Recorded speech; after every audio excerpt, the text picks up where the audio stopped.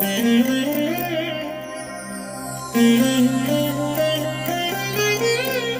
దినం పరము నుండి దిగివచ్చు మాట, ఇది నీ జీవితానికి వెలుగుల బాట, నీ ఒడిలో ఉంచబడిన దీవెనల మూట, అద్భుతాల ఆనంద ఊట. మార్చి 28 సంవత్సరం అంతా మీరు బైబిల్ చదివి ముగించడానికి ఈరోజు మీరు చదవవలసిన లేఖన భాగం ఉదయం న్యాయాధిపతులు 4, 5 మరియు 6 అధ్యాయములు. సాయంత్రం లూకా సువార్త 4వ అధ్యాయము 31 నుండి 44వ వచనం వరకు. ప్రియమైన దేవుని బిడ్డలారా, ఈ ఉదయకాల సమయంలో ప్రభు కృప మీకు తోడై ఉండునుగాక. ఎలా ఉన్నారు? బాగున్నారు కదూ?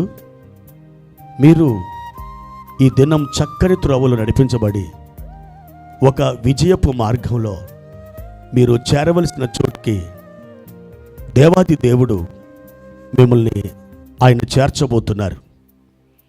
ఆయన ఎల్లప్పుడూ మీకు తోడుగా ఉండి మిమ్మల్ని గ్రద్దరెక్కల మీద మోయువాడుగా ఉన్నాడు. మీరు ఎంత మాత్రం భయపడవద్దు, చింతపడవద్దు, విజయం మీదే. ప్రియమైన దేవుని బిడ్డలారా, ఈ ఉదయం దేవుడు మనకు ఏర్పాటు చేసిన వాక్య భాగాన్ని మనం చదువుకుందాం. 1 సమూయేలు గ్రంథం 17వ అధ్యాయము 38, 39 వచనాలు. పిమ్మట సౌలు తన యుద్ధ వస్త్రములను దావీదునకు ధరింపజేసి రాగి శిరస్త్రాణం ఒకటి అతనికి కట్టి యుద్ధ కవచం తొడిగించెను.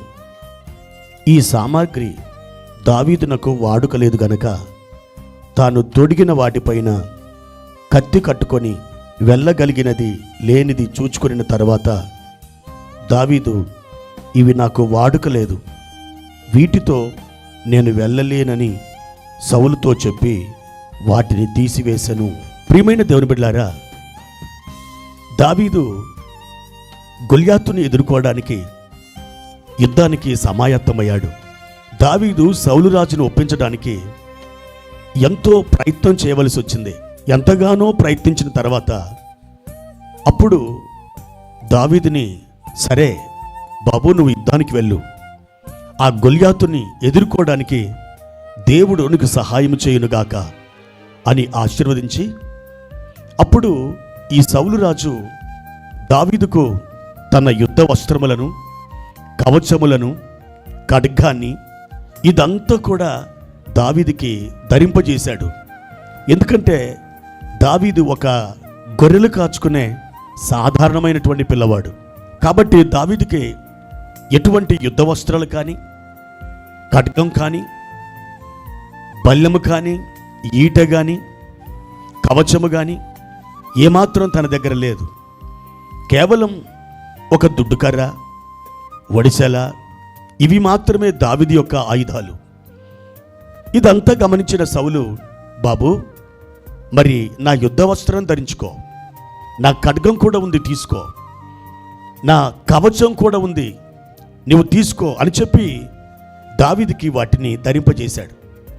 అతడు ఆ కత్తి కట్టుకొని వెళ్ళగలిగినది లేనిది చూచుకున్నాడు. కానీ దావీదుకి అవి సరిపడలేదు. వెంటనే ఇవి నాకు వాడుకలేదని ఆ యుద్ధ వస్త్రాలను, ఆ ఖడ్గాన్ని, ఆయుధాలను మరలా సౌలు రాజుకి అప్పగించాడు. ప్రియమైన దేవుని బిడ్డలారా, ఇక్కడ దేవాది దేవుడు మనకొక అద్భుతమైన పాఠాన్ని నేర్పిస్తున్నాడు. మనం ఎవరినో అనుకరించి నిరుత్సాహపడనవసరం లేదు. సౌలు యొక్క యుద్ధ వస్త్రములు దావీదుకి సరిపడలేదు. ప్రియమైన దేవుని బిడ్డలారా, ఒకవేళ దేవుడు మిమ్మల్ని చెవిగా ఉండడానికి పిలిస్తే మీరు కన్నుగా ఉండడానికి ప్రయత్నం చేయకూడదు. ఈ రోజున క్రైస్తవ లోకంలో ఇలాంటి అనుకరణ ఎక్కువగా మనం చూస్తున్నాం.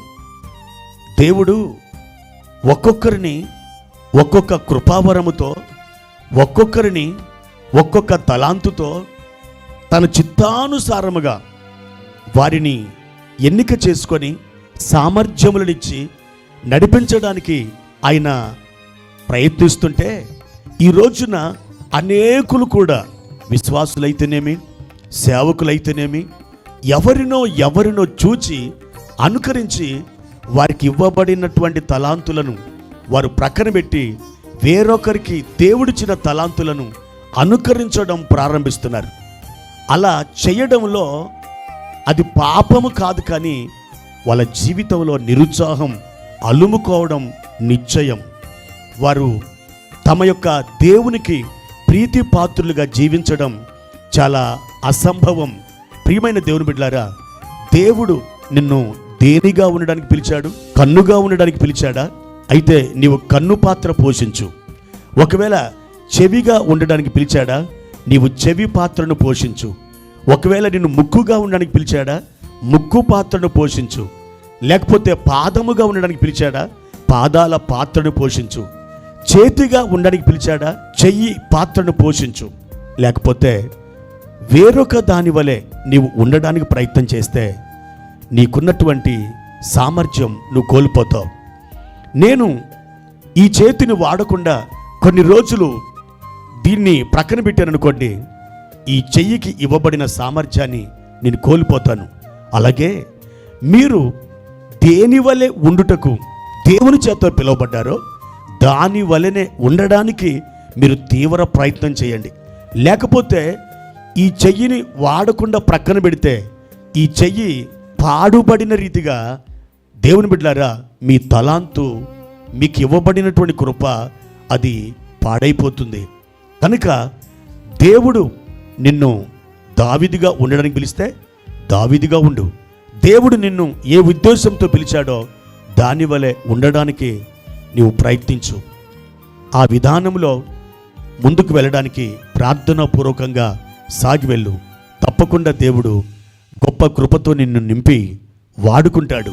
దేవుడు మిమ్మలను ఆశీర్వదించునుగాక. ప్రార్థన. పరిశుద్ధుడా, ప్రేమ కలిగిన తండ్రి, మీ ఘనమైన నామానికి వందనాలు ప్రభువా.